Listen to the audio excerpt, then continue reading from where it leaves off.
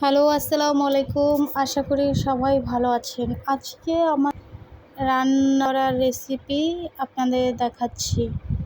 এখানে গরুর মাংস রান্না করব। তো গরুর মাংসর সাথে কিছু মশলা দিয়ে মরিচ, তারপর ধনিয়ার গুঁড়া, তারপর হচ্ছে আদা রসুন বাটা, এগুলো দিয়ে সব কিছু, তারপর তেল দিয়ে মাইখা নিলাম। তারপর এখানে কড়াইতে দিয়ে দিলাম, চুলে দিয়ে আর আস্তা কিছু রসুন দিলাম, দিয়ে এখন কষাইতেছিলাম। তো নাড়তেছি, মাখা চাখা করে রান্না করব গোস্ত। তো সবাই দেখতে থাকুন।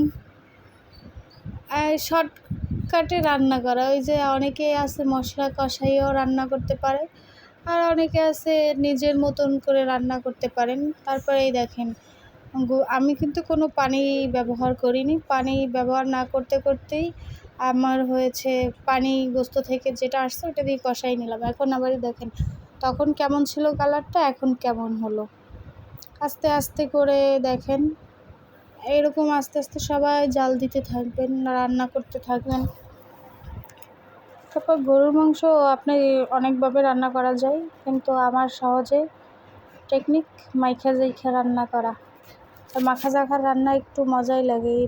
পরে রান্না শেষ দেখেন কেমন হয়েছে, মানে ভুনা ভুনা ভুনা ভুনা রান্না করলাম, সাথে তার মাংস নিলাম খাওয়ার জন্য দুপুরবেলা। তারপরে তো এখন বিকেলের জন্য নাস্তা তৈরি করব, মোংলাই। এর জন্য নিলাম আটা, দিলাম সামান্য পরিমাণ লবণ, দিলাম বেকিং পাউডার, অল্প পরিমাণ বেকিং পাউডার দিলাম, সাথে দিলাম আপনার হচ্ছে এখন দিব সয়াবিন তেল।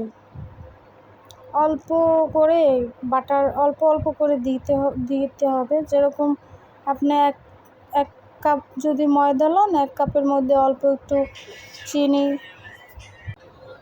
তারপরে হয়েছে আমি তেল দিয়ে দিলাম। তেল দেওয়ার পরে এখন ডো তৈরি করব। এর জন্য হাত দিয়ে মানে মাইখা নিলাম। একটু সাথে অল্প পরিমাণে পানিও দিতে পারবেন। তো পানি না দিলে তো আপনার ডোটা সুন্দর মতন হবে না। এরপর পানি দিয়ে তারপরে এই দেখেন একটা ডোয়ের আকার চলে আসছে।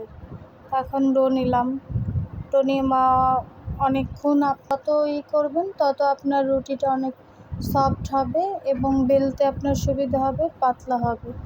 এর জন্য ওইরকম করলাম। তারপর এখানে চুলাতে তেল বসিয়ে দিলাম, তেল, আর ওইখানে একটা রুটি আকার বেলে নিচ্ছি। তারপর হয়েছে আপনার ওইখানে দেখেন আমাদের ডিম, পেঁয়াজ কুচি, ধনিয়া পাতা, কাঁচামরিচ এগুলো নিয়ে নিলাম একটা বাটিতে করে।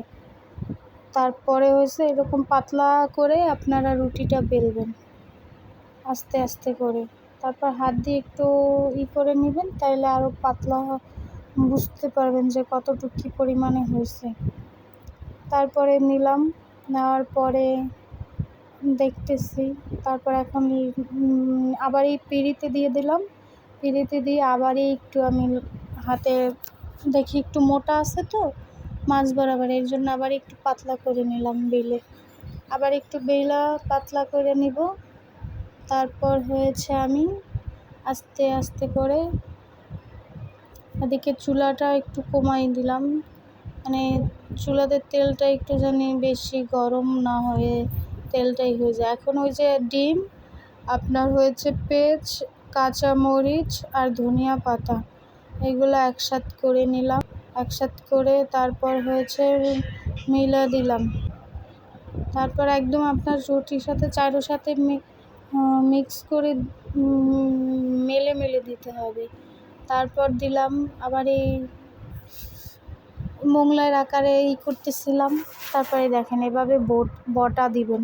তারপর আবার সাইডটা একটু চেপে চেপে আটকাইয়ে দিবেন, তাইলে কিন্তু ভিতরে যে আপনার যে ডিমের যে মশলাটা ওটা বের হয়ে যাবে না। তো এই ঘরে বসে অল্প উপকরণ দিয়ে সহজে মোংলাই তৈরি করা। বাইরে তৈরি করে আপনি আনতে গেলে মিনিমাম আপনার 50 টাকার মতো হবে। এদিকে আমার তেলটা ভালো গরম হয় নাই, আমি আগেই করে দিয়েছি, ছেড়ে দিয়েছি। তো এখন আস্তে আস্তে করে ভাজতে থাকবো, দেখি কি হয়। ওদিকে আরেকটা ডো তৈরি করার, আরেকটা রুটির আকার তৈরি করতেছি, যেন রুটিটা আবারই একটা তৈরি করার জন্য। তো এরকম আস্তে আস্তে আস্তে আস্তে করে এরকম করে নেবেন।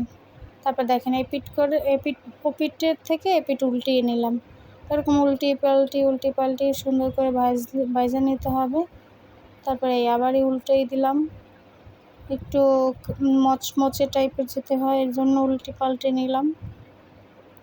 তারপরে আস্তে আস্তে সুন্দর করে পাল্টাই নিয়ে তেল দিয়ে পাল্টাই নিতেছে হালকা হালকা। ওদিকে আরেকটা তৈরি করার জন্য প্রসেস করতেছি। এই আরেকটা তৈরি করে আরেকটা দিয়ে দিলাম। সেমভাবে আরেকটা তৈরি করবেন। তৈরি করে তারপরে দেখেন আমার সব তৈরি করা হয়ে গেছে। এখন দেখেন কেটেও আনছি। এখন প্রাণ সস দিয়ে বিকালের নাস্তা মোংলাই। এখানে আমি একটু চিপস ছিল আমাদের বাসায়, চিপস ভেজে নিয়েছি। ওকে, আল্লাহ হাফেজ, আসসালামু আলাইকুম, সবাই ভালো থাকবেন।